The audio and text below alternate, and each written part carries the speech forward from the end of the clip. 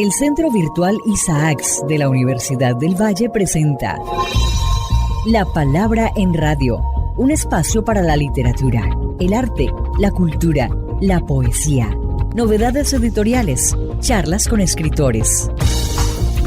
La Palabra en Radio, domingos 10 de la mañana por Univalle Estéreo.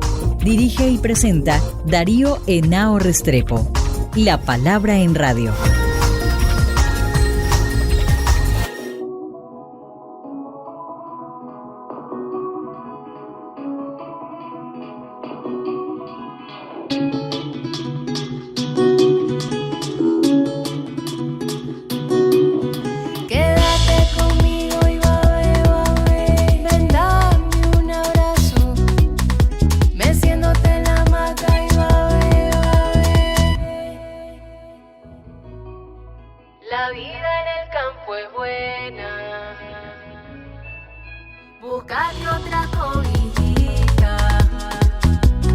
Muy buenas, amables oyentes, como todas las mañanas de domingo estamos aquí en nuestro programa La Palabra en Radio, también para Palabra Transmedia, un programa del Centro Virtual Isaacs de la Universidad del Valle, de su Escuela de Literatura de la Facultad de Humanidades. Échate un bañito de río, ahí se te quitan las penas y va a ver.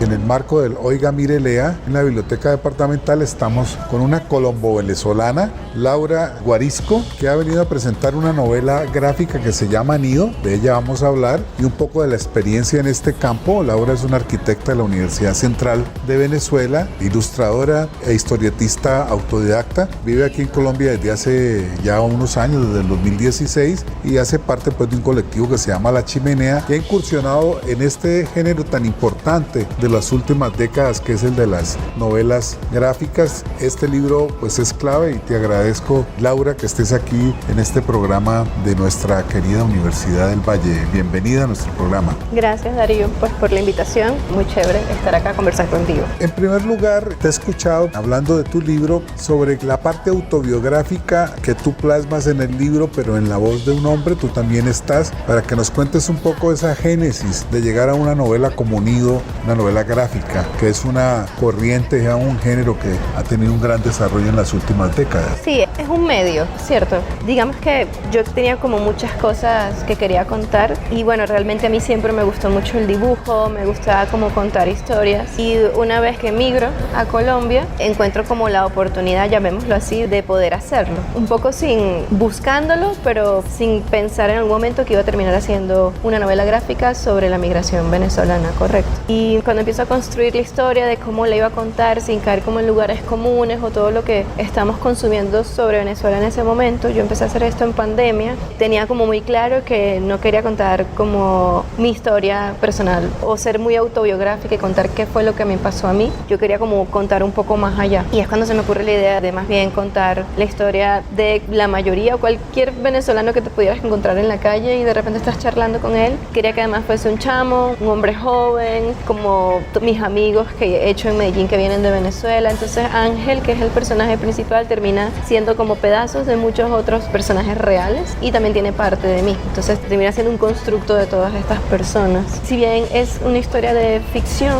correcto, es un personaje ficticio, él no existe ni es un trabajo periodístico, pues está inspirado en hechos reales. Todo lo que ocurre en Nido pasó. De alguna u otra forma la información está y el que quiera saber más puede buscarla. Ese elemento que tú planteas pues obviamente es una realidad muy fuerte en las relaciones entre Colombia y Venezuela, digamos que de los últimos 10-15 años, por esta migración obligada y por todo lo que nosotros tenemos en cifras. Creo que en Colombia pueden haber más de 2 millones de venezolanos. Nosotros en otras épocas éramos los que íbamos a Venezuela, o sea que esos son procesos que se dan entre nuestros países, que son hermanos, que tenemos historias comunes, pero que por las circunstancias de la vida económica y política pues pasan estos fenómenos. fenómeno. Y sobre eso lo que te quiero preguntar es, tú como venezolana, esto que lo hiciste en literatura, en esta novela gráfica, ¿cómo te ha tocado en la vida real salir de tu país, irte a Colombia? Tiene la ventaja de que tienes familia colombiana, eres colombo-venezolana, pero que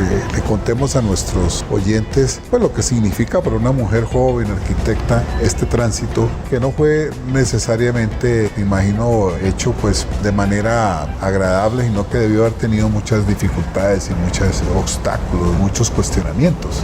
Bueno, realmente mi caso no fue ese. Yo migré con unas condiciones muy privilegiadas, porque cuando yo me voy de Venezuela, que era 2016, todavía podía hacerlo por avión. Todavía no habían cerrado las fronteras, todavía había vuelos. Yo tenía mi doble nacionalidad, tenía todos mis papeles en orden, todos mis papeles profesionales apostillados, tenía ahorros, iba a llegar a casa de mi familia, tenía ya una oferta de trabajo. Yo llegué con muchas comodidades, vamos a decirlo así. Pero claro, cuando yo ya llego a Colombia, yo empiezo a ver la migración que ya luego empezamos nosotros a ver ya hacia 2018, que era una cosa absolutamente desbordada y muy distinto a como yo me fui, pero yo no dejaba de pensar, yo tal vez me pudo haber tocado de esa forma. Entonces no podía dejar como de ponerme en los zapatos de mis compatriotas y yo era pensando, oye, pero tal vez si me hubiera demorado más o tal vez si no hubiera tenido familia, como que muchas interrogantes me empezaron como a atacar. Pero la verdad, Colombia nunca fue como un país muy ajeno a mí. Yo ya había venido antes, justamente porque tenía familia, mi familia materna es colombiana, entonces siempre fue un país muy cercano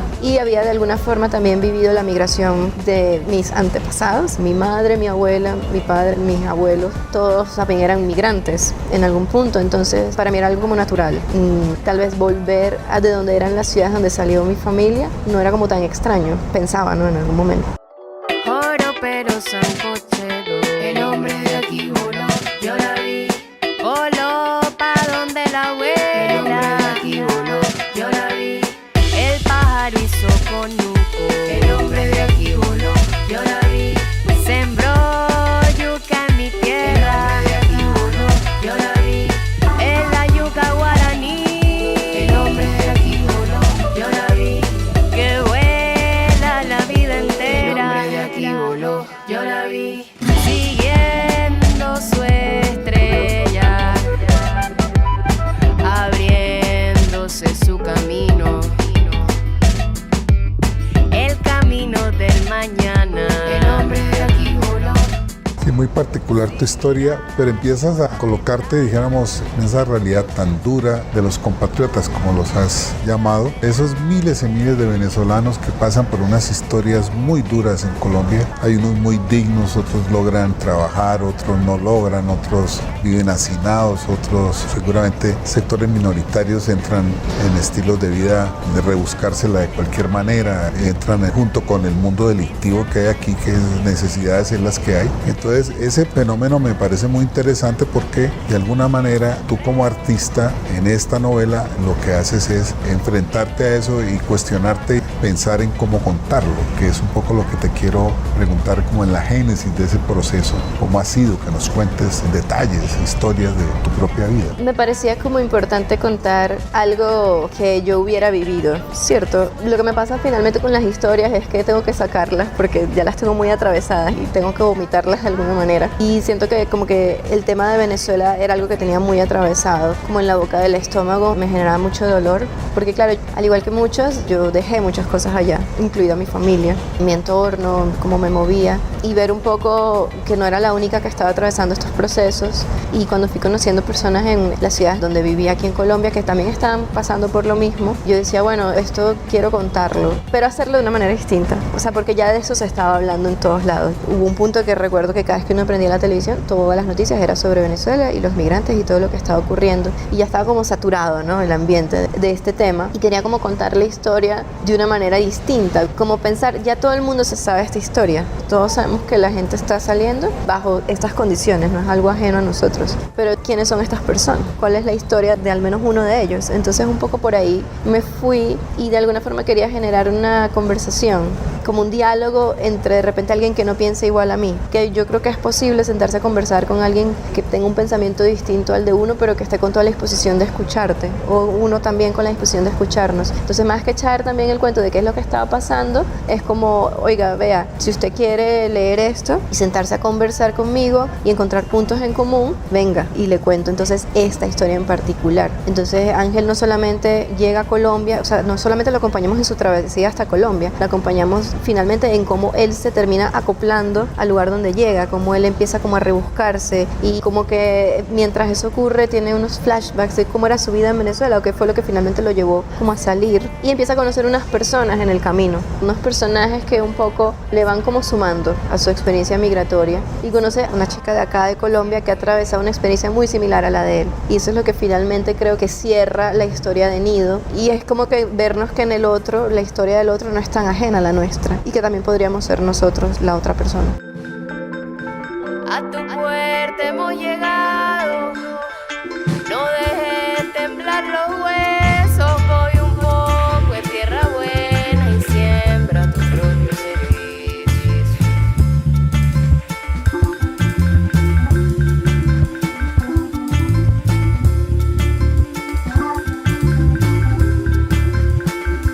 Oye Juanita Dolores, que te conoce cualquiera, eres hija de burburata y conocida parrandera. Bueno, y con relación al género, es decir, yo que soy de una generación un poco más anterior a la tuya, por supuesto.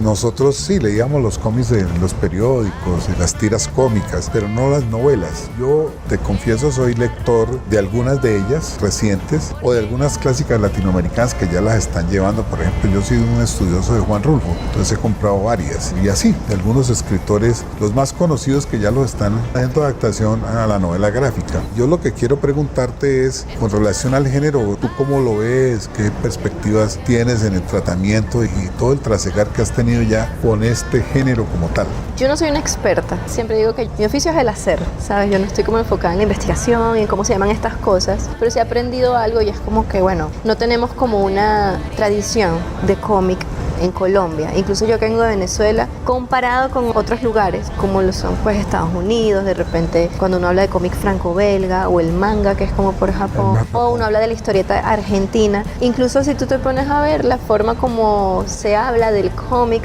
depende del lugar, cambia de nombre. Manga en Japón, estamos hablando de bande dessinée en Francia o Bélgica. En España son los tebeos. En Brasil, que se está haciendo una producción súper importante, hay un mercado importante de historietas, a la historieta se le llama cuadriño. Los cuadriños. Entonces es muy interesante que uno se ha acercado como a las tiras de los periódicos, pero como una tradición, y este año se cumplen 100 años del primer personaje del cómic en Colombia. Hay unos chicos en Bogotá que están haciendo toda una investigación y encontraron el primer personaje que se llama Mojicón. No hablando de la primera historieta, no, del primer personaje. Entonces como que hay todo un interés de ver cuál es nuestra historia con el tema del cómic. O sea, llamémoslo cómic, que es el término anglosajón. Pero entonces hay también un debate de que se dice, bueno, ¿el cómic es un género de literatura o es en sí un medio como lo es el cine? Entonces hay algo que, claro, yo hago lo que yo hago, ¿cierto? Que es el hacer, el oficio. Pero sí es cierto que son temas, conversaciones muy interesantes. Entonces a veces no es considerado arte, no es considerado literatura. Entonces, ¿qué es el cómic en sí? Y yo creo que el cómic es el medio, es una narrativa gráfica, tenemos una secuencia de imágenes. Si lo entendemos así, es muy antiguo. Entonces yo creo que hay que apropiarnos, que conocer qué se está haciendo afuera, obviamente, pero entonces qué se está haciendo también acá. Hay mucha gente que le está apostando a esto para contar historias súper complejas. Es muy fácil aproximarse a temas súper difíciles con imágenes y texto de 200 páginas, un libro, que de repente alguien puede tener más dificultad para leerse un libro de texto, un bloque de 200 páginas. Entonces tiene como sus propias formas, y la invitación es como también a conocer qué se está haciendo en Colombia de historieta. No sé si así la vamos a llamar a futuro, pero como apropiarnos también de la palabra, de conocer a nuestros autores y las historias que se están contando, porque son finalmente el reflejo de nosotros como sociedad. Estas novelas gráficas y todo lo que se ha hecho también ha servido en muchos casos para pasar a la animación, ¿no? Hay muchas cosas que parten de este tipo de trabajos. Por ejemplo, Nido se puede animar. No podría animarse. Hay muchas películas animadas que de hecho son también como adaptaciones de un libro de cómic. Novela gráfica también es un cómic, solo que es más largo y tiene como Es un trabajo de largo aliento, está muy de moda también ese término de novela gráfica. Hay gente que dice, no, eso no es novela gráfica, es un cómic. También hay un debate. Yo creo que está bien el término. También es más atractivo para una editorial, ¿cierto? Decir, esto es una novela gráfica. Y la gente dice, una novela gráfica. Pero en verdad, es un cómic.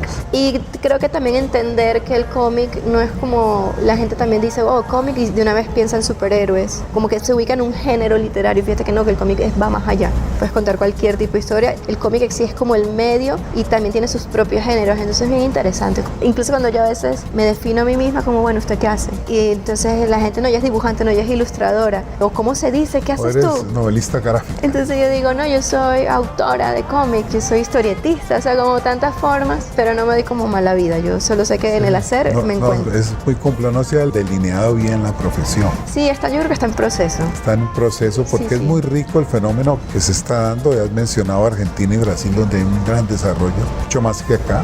Yo me formé en Brasil y algo me tocó de ese primer fenómeno antes de venirme de allá, más de 25 años. Cuando voy encuentro mucho de eso. Me parece pues que es un género que ahora los estudiantes de comunicación social, de literatura, están recurriendo mucho a él. Indudablemente este es un género que ha llegado para quedarse. Además porque lo otro que te iba a preguntar tiene mucha relación, aquí tú hablas de tu colectivo La Chimenea. Cuando La Chimenea empezó, ¿qué es lo interesante de La Chimenea? O como de alguna manera lo planteó Luis Echavarri Uribe, que fue el que creó La Chimenea, este laboratorio, y es muy lindo, como que de La Chimenea sale un humito, como un globito de texto. Y así fue como la gente fue acercándose a ese taller. O sea, de repente se posteó en una red social una ficha que convocaba, pero en la primera convocatoria no fue nadie, nos cuenta él. O sea, del boca a boca de asistiendo es que la gente empezó a llegar a La Chimenea. Y de hecho no somos tan juiciosos en redes. Y en estos momentos, lo que era antes un laboratorio de historietas se transformó como en un lugar de encuentro entre amigos para hablar de cómic.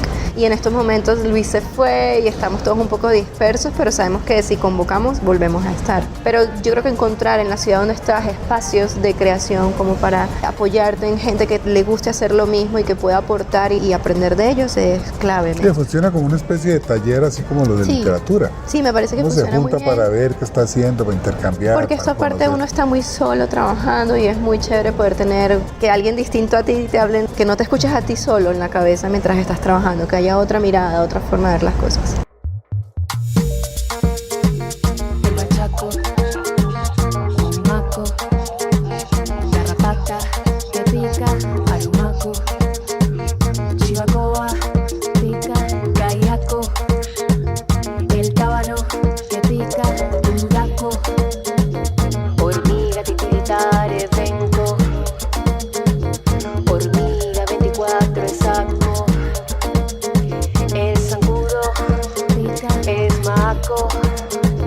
La avispa mata caballo.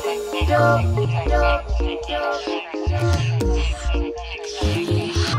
será que pica. Será que busca, será que pica. Será que vuela, será que pica. Será que muerde, será que pica.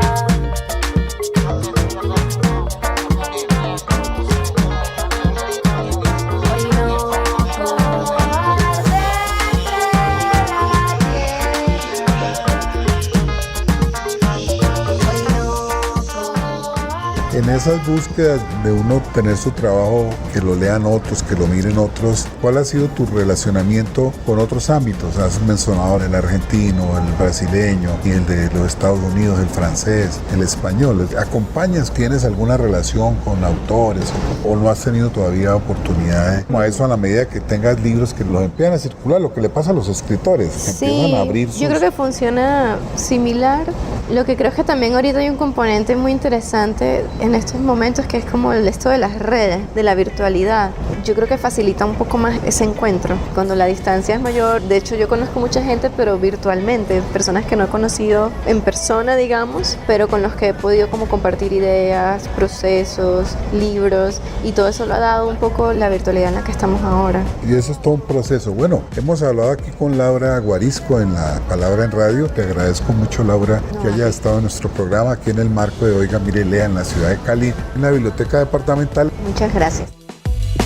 Barro en tono más, vibro dentro. Barro en tona más, tierra y viento.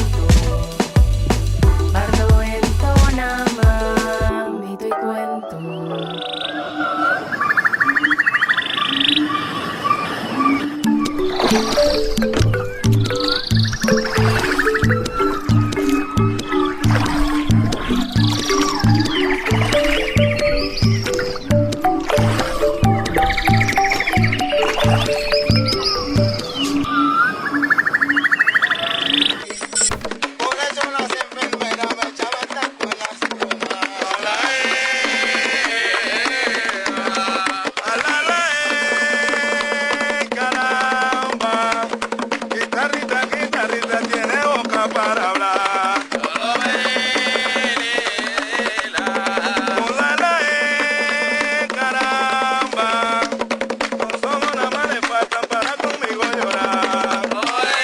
Bienvenidos a este espacio sonoro Música Negra. Hoy nos acompaña la agrupación musical Mito y Comadre, fundado por Guillermo Lares, hijo del musicólogo Oswaldo Lares. Esta agrupación nace en la inspiración en la recopilación del archivo de la música tradicional venezolana por su padre Oswaldo Lares entre 1960 y 1980. Guillermo Lares continúa con su legado con la música tradicional venezolana y la fusión con la música electrónica y la percusión, junto con la cantante Chana Hernández y Carlos Machado, conocido como Mantequilla. Él es percusionista, pertenece a la cultura religiosa chimbanguele, es con una tradición de baterías de tambores de diferentes golpes religiosos al santo negro. Ellos son 3 venezolanos radicados en Colombia y mantienen viva la herencia musical del país a través de su proyecto artístico. Por dentro siento esa pena, mamá. Ayer me dijo que cuando ella se va, un minutico de tambor va a sonar. Un pajarillo con alas para volar.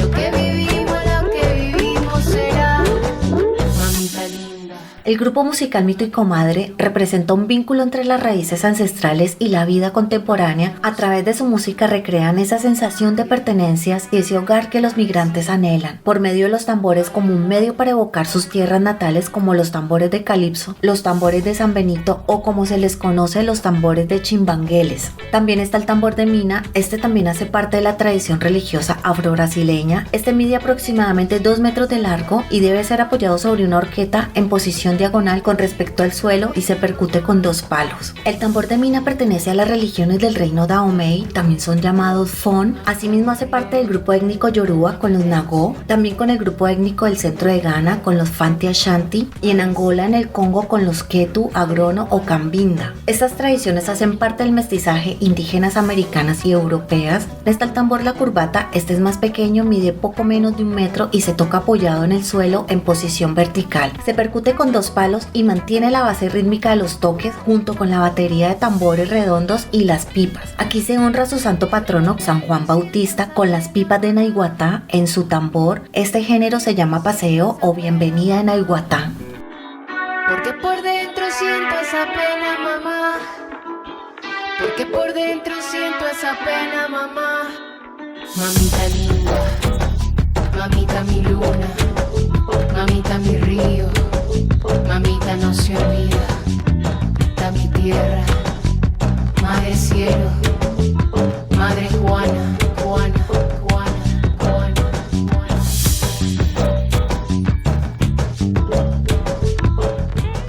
Las pipas de Naiguatá son unos instrumentos que se hacen con pipotes, llevan en la parte de arriba cuero de venado y abajo unas patas que lo sostienen. Este tambor es ejecutado por unos mazos. Para este tambor se pueden utilizar 3 pipas. El primero es el repicador, el segundo también es el repicador y el tercero es el empuje. Este tercer instrumento es el que le da la base rítmica para este género, formando así un conjunto de instrumentos esenciales en las tradiciones musicales afrocaribeñas. Cada uno de estos tambores aportan una sonoridad tradicional que al combinarse generan ritmos profundos y vibrantes, manteniendo vivas sus raíces culturales.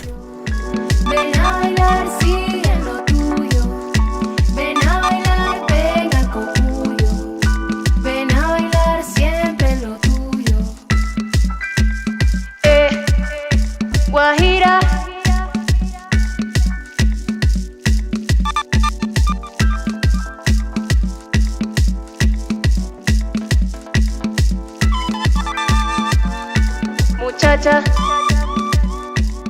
Este proyecto discográfico Guajirando del grupo musical Mito y Comadre fue grabado y producido en Minca, Magdalena, en Colombia, en el 2023. Fusionando sonidos electrónicos con ritmos tradicionales venezolanos, el grupo musical Mito y Comadre busca dar visibilidad a la música ancestral integrando las tendencias contemporáneas bajo el sello ZZK Records. Ellos son precursores de la electrónica suramericana alternativa. Este álbum Guajirando permite conectar con otras nacionalidades, dando ese sentido al propio viaje y también de ser migrante. En este álbum existen elementos sonoros que componen en una época, la de Caracas de los años 90, con una fusión de flautas de masi de la comunidad guayú a ritmos de quichimba y ritmos de malembe. Estas son manifestaciones de barlovento y el calipso amazónico. Hacen un recorrido hacia la renovación de la música tradicional venezolana, explorando la fusión de lo ancestral con lo contemporáneo. Los acompaño con la canción Guajirando del grupo musical Mito y Comadre.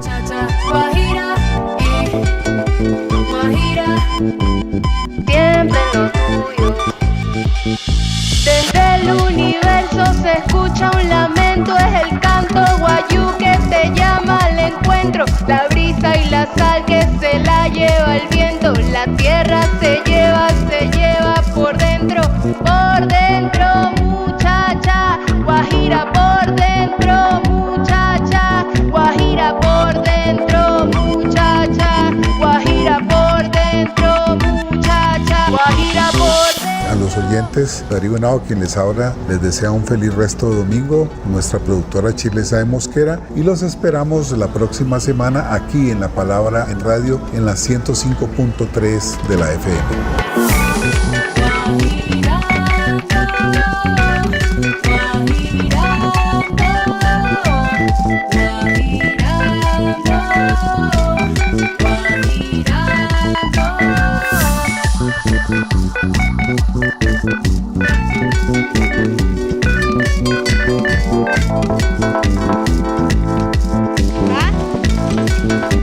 ¿De qué estás hecha? Ven a bailar, ven a bailar.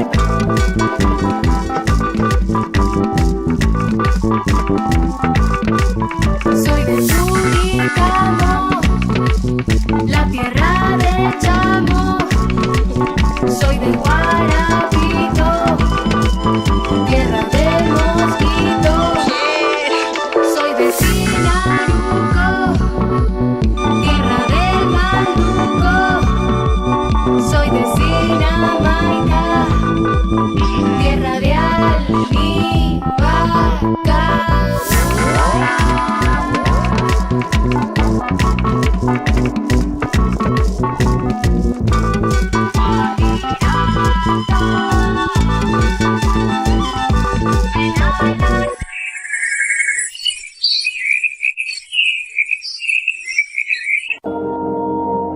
El Centro Virtual Isaacs de la Universidad del Valle presenta La Palabra en Radio, un espacio para la literatura, el arte, la cultura, la poesía, novedades editoriales, charlas con escritores. La Palabra en Radio, domingos 10 de la mañana por Univalle Estéreo. Dirige y presenta Darío Henao Restrepo. La Palabra en Radio.